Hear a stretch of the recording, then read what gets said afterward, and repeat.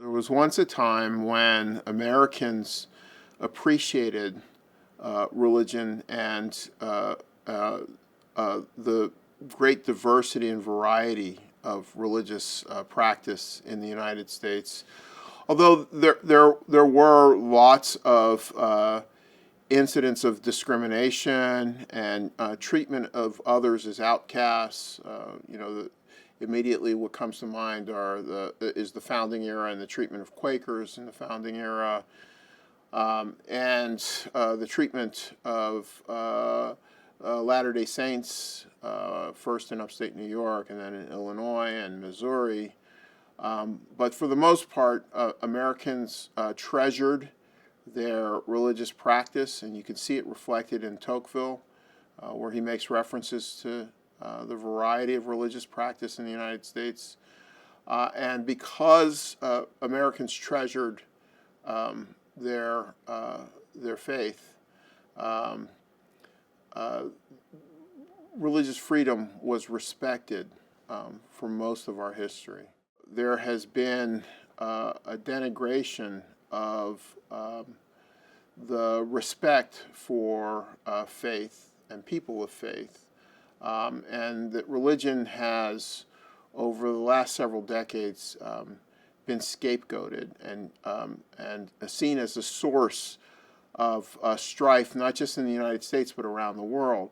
If you think about conflict around the world, many people point to the religious foundations of that conflict. So the tension, or what are referred to as the Troubles in Northern Ireland, the difficulties with the Tibetan monks and other Buddhists in Asia, difficulties with the treatment of women under Islam, particularly in sub-Saharan Africa and in the Middle East.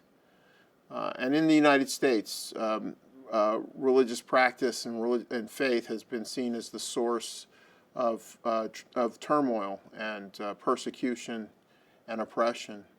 And that's unfortunate because for as much as religion might be the source of some of these conflicts, religion has been an overwhelming good to human existence and to our society here in America, but also all around the world.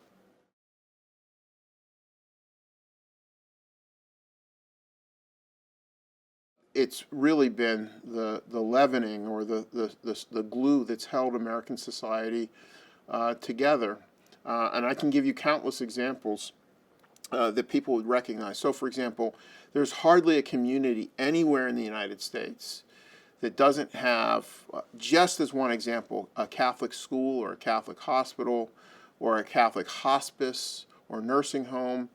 And those aren't paid for out of some vault in the Vatican. Those are paid for by the donations that come from the bottom of a handbag or from the thinnest wallets of Catholics who attend Mass on a weekly basis here in the United States.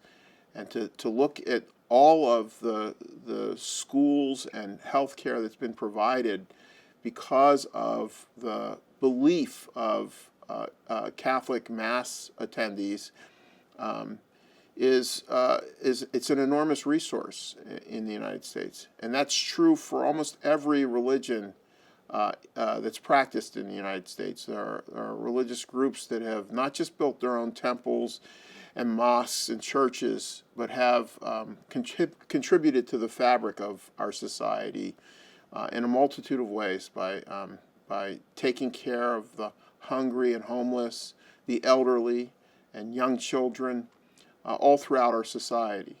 So if nothing else, believers have provided those services and resources to their neighbors without regard to whether or not they share their faith. But in addition to that, believers in the United States and around the world provide a moral compass for the rest of society and provide some balance to the discourse, political discourse that takes place in our country and around the world. And that's an important contribution that shouldn't be neglected. So there are lots of examples of ways in which religious institutions have benefited our society. One is highlighted by a study of a couple of my colleagues here at Notre Dame, Professor Nicole Garnett and Professor Peg Brennig. They wrote a book about the effects of the closing of Catholic schools by the Archdiocese of Chicago on the south and west side of Chicago back in the 1980s and 1990s. Now, the Archdiocese closed these schools because they were largely not serving Catholic communities. These communities were largely African American. The families within these communities were not attending Mass. And these were also poor communities, and so they weren't contributing either in the collection box at Mass on Sundays or in the form of tuition. So the schools were heavily subsidized by the Archdiocese, and the Archdiocese, confronting a budget crisis, recognized that they could either choose to close schools in largely Catholic communities or close the schools in these poor black non-Catholic communities. And what Professor Garnett and Professor Brennig document in their book is that with the closing of the schools, there was a rise in crime, there was a decrease in commerce. In fact, we saw the boarding up of storefronts, we saw increase in drug activity, prostitution, and other societal ills that took place in these low-income communities, all because the stabilizing effect of the Catholic schools was removed from those neighborhoods. And they could show a statistical correlation between the dramatic rise in crime, decrease in commerce, and the closing of the Catholic schools. And so while the Catholic schools were not converting children and their families to Catholicism, they were performing a really valuable service to society, which was they were providing stability to the neighborhood. They were providing a good education to children who otherwise couldn't afford one. And they were providing some stability and a moral compass to the activities that were taking place in the neighborhoods. They were actually a source of pride for people who had no other affiliation with the neighborhood other than the fact, no other affiliation with the Catholic schools other than the fact that those Catholic schools were in their neighborhoods.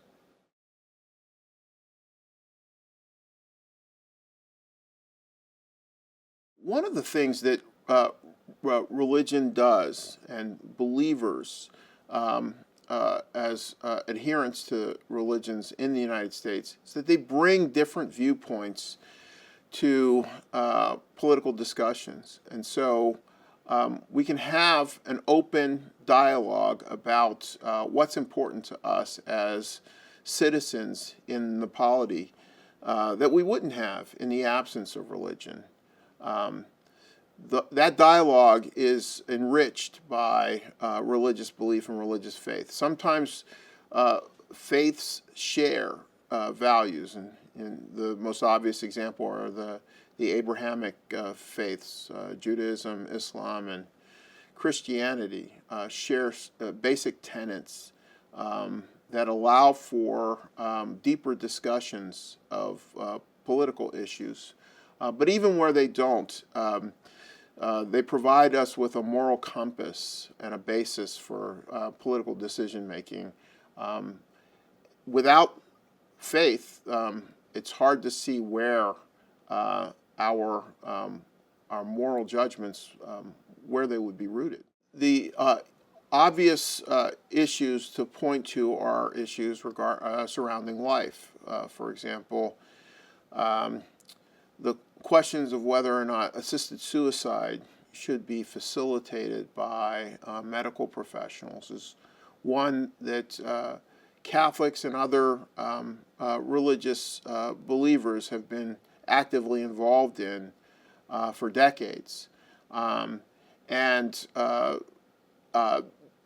it's important whether or not someone agrees with the viewpoint that all life is sacred and that each of us is created in the likeness and image of God, and that life ought to be preserved at all costs. Even if you disagree with that, that conversation, that discussion politically ought to be had. And if it were not for people of faith, many of the conversations surrounding end-of-life issues or the beginning of life issues and other issues regarding poverty or justice would not be taking place. And so it's critically important that people of faith are participants in our political life because they provide at least that viewpoint that allows for civil discourse on important issues.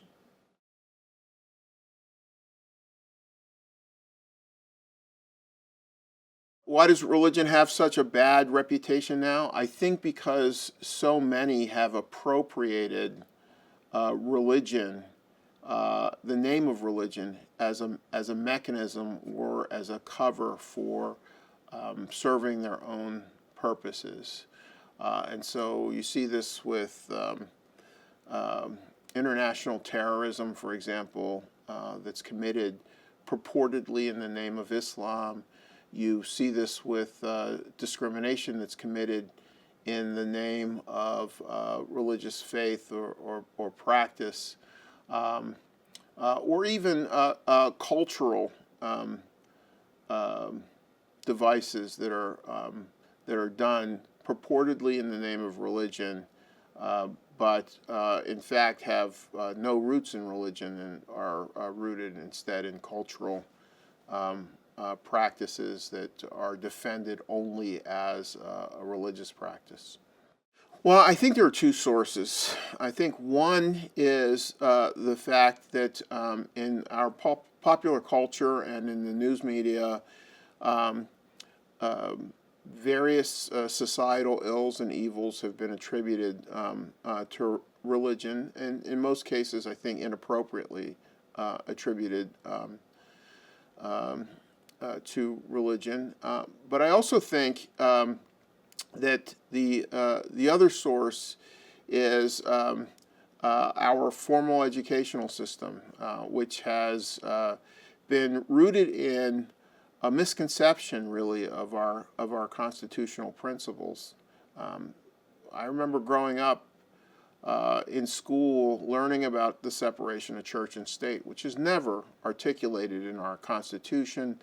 And the First Amendment doesn't talk about a separation of church and state. It really talks about the limits on government to interfere with the free exercise of religion. But nevertheless, in our culture, we've adopted or embraced this idea of a separation of church and state. And that has been carefully nurtured in our public education system. And as a result, there has been little education or contact between most of us coming through public schools and public education with religious institutions that have done a lot of good in our society. And so if you're not exposed to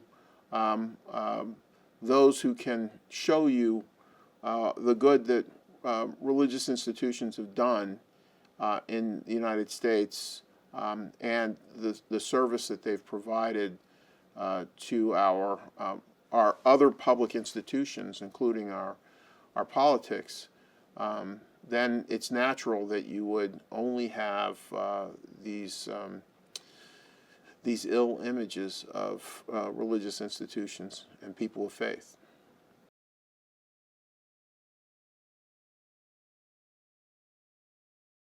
We can think of female genital mutilation that's done in the name of religion, or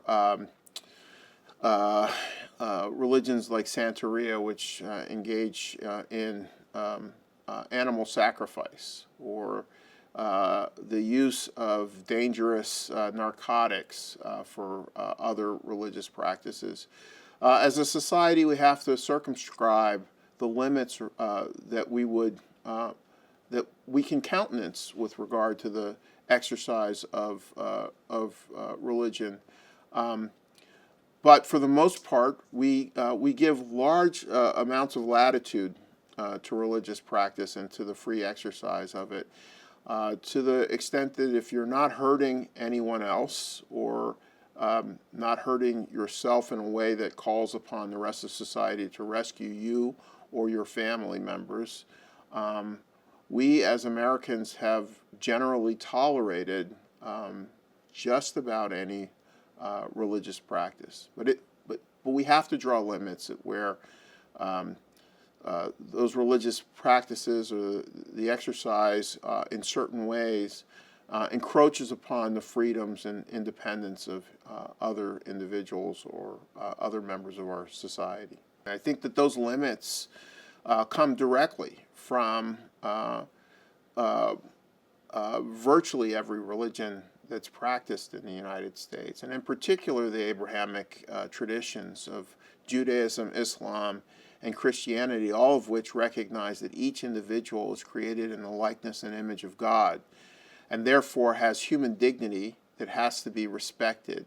And that human dignity serves as a limit upon everyone else in the free exercise of their own faith. And so you can't engage in religious practice that encroaches upon or interferes with the human dignity of another. We've reached a consensus that every individual is entitled to human dignity, and that religious practice that doesn't recognize that basic principle of the human dignity of each individual will find limits upon its exercise or practice. So that doesn't mean that Hindus can't move to the United States and practice their faith in the United States, but it does mean that there are limits on how they treat others in our society, and those limits are prescribed by this shared value of the basic human dignity of each individual.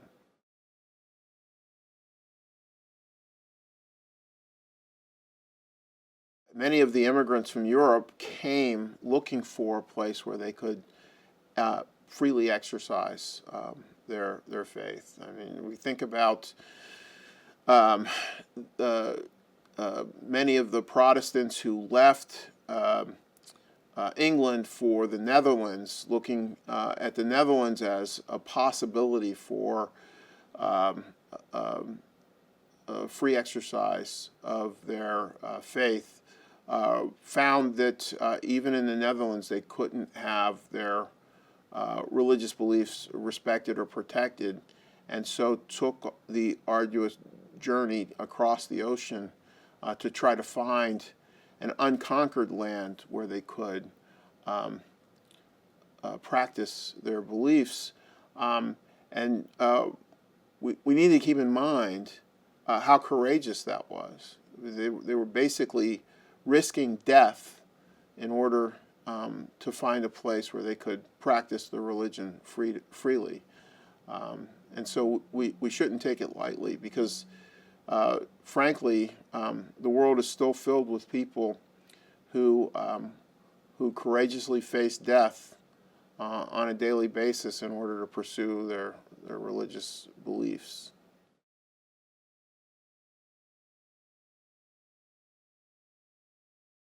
The United States is a shining example of how religious pluralism works, and in fact is one of the only ways to create a peaceful society. that the world has tried theocracies. They've tried to completely abolish religion. They've tried everything else except for religious pluralism. And here in the United States, we've achieved it and succeeded at achieving pluralism. And it's critically important to recognize what we've accomplished here.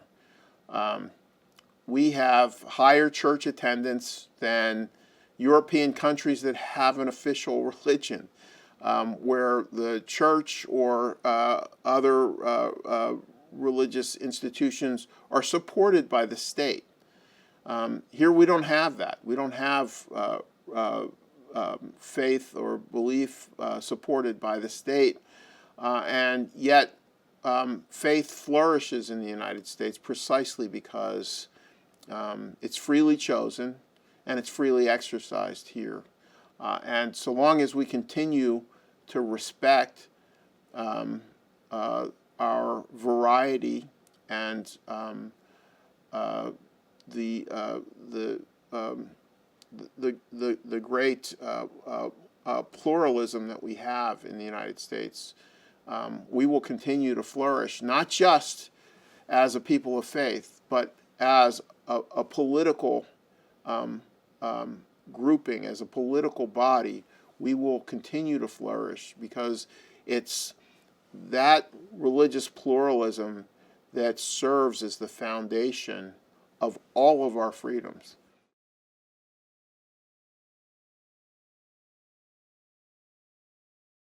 That's the most important question I think we confront, not just here in the United States, but all around the world. It is the most important question that can be asked because it has to be answered.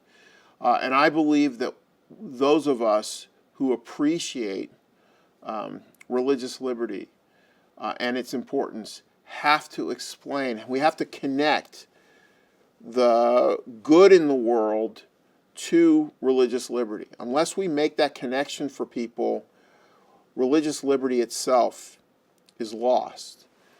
And everything that comes or flows from religious liberty is lost. The reason why religious liberty is so important is that it is fundamental to every other freedom that we embrace, every other thing that we value. In fact, it's important not just to freedoms that we value, it's important to prosperity, health care, education, everything that we value in a society. At the very end, comes down to religious freedom. Now, that's a big claim, but I believe that it's our responsibility to demonstrate it. We have to demonstrate that in order to have freedom of speech, you have to have freedom of conscience. That it doesn't matter what anyone says if they don't believe what they're saying, and that freedom of conscience is rooted in freedom of religion. But freedom of speech is critically important to everything else we do, like commerce, for example. If you're not able to say what you need to say in order to sell what you're trying to sell, or to stake out a position politically, then you are basically living in a totalitarian state. Commerce, prosperity, all of it is rooted in freedom of speech, which itself is rooted in freedom of conscience and freedom of religion. You can't have freedom of association without freedom of conscience. In other words, being able to associate with those with whom you agree or share your beliefs is critically important to prosperity. And that prosperity determines whether or not we have education or health care, everything else that we value as good. If we lose freedom of religion, religious liberty, we lose that. We lose freedom of conscience, we lose freedom of speech, and we lose all of the things that flow from it. And it's for this reason, where what's ironic is that those of us who enjoy religious liberty here in the United States, even though it's not complete religious liberty, even though we enjoy relative religious liberty here in the United States, we fail to recognize the importance of religious liberty to all of the other things that we enjoy here: prosperity, freedom of speech, everything that we enjoy. While at the same time, those who fear religious liberty know exactly what it leads to, and this is why the Chinese Communist Party, for example, restricts religious liberty in China and is cracking down on Hong Kong. Remember, the umbrella movement in Hong Kong started when Joseph Cardinal Zen walked into a park in Hong Kong on the anniversary of the crackdown in Tiananmen Square to pray, simply to pray for the victims of the Tiananmen Square massacre. And the Chinese Communist Party was so angered and outraged and afraid of what would result that they began to impose restrictions on the curriculum in Catholic schools in Hong Kong and what could be said at Mass in Hong Kong. And slowly that prayer every year grew into what we now know of as the democracy movement, the pro-democracy movement in Hong Kong. It all started with a prayer. And it started in a way that the Communist Party recognized, Chinese Communist Party recognized was a threat to their control over their society. The same thing happened with the Berlin Wall. The Berlin Wall persisted for years, stood for years, and then suddenly a pastor of a Lutheran church in East Berlin held a prayer service that eventually grew, and it was simply a prayer for peace, that eventually grew and grew out into the streets and then spread from one East German town to another until finally we had people dancing on top of the Berlin Wall when it was toppled. Totalitarian states know precisely what the connection is between freedom of religion and overall prosperity and freedom. And they get it. And that's why it's always the first thing that they attack. It's why the Chinese Communist Party is so restrictive of religion. It's why the Russian government is restrictive of religious practice in Russia today. It's also why the Ukrainian Catholic Church insisted that its priests stay in place and minister to their parishioners, because they know that the first thing that the Russians will do when they conquer, if they conquer Ukraine, the first thing that they need to do in order to conquer it is to remove the priests from the pulpit.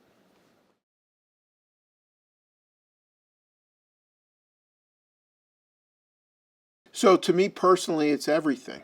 It is one thing to believe, but it's critically important to be able to practice and live out your beliefs. The free exercise of religion to me allowed me, as a young man who grew up Catholic, to at first reject my faith and then go on to explore other faiths and journey, have a faith journey through virtually every other faith that's practiced in the United States until I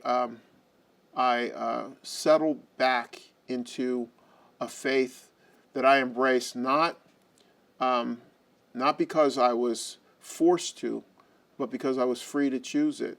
And now I can live my faith on an everyday basis, not just in my work, but also in my personal life, gathering with those who share my faith, but also gathering those of other faiths to be able to accomplish things for others, to be of service to others in a way that's meaningful in our communities, in our society. To me, freedom of religion is absolutely everything. Free exercise is everything.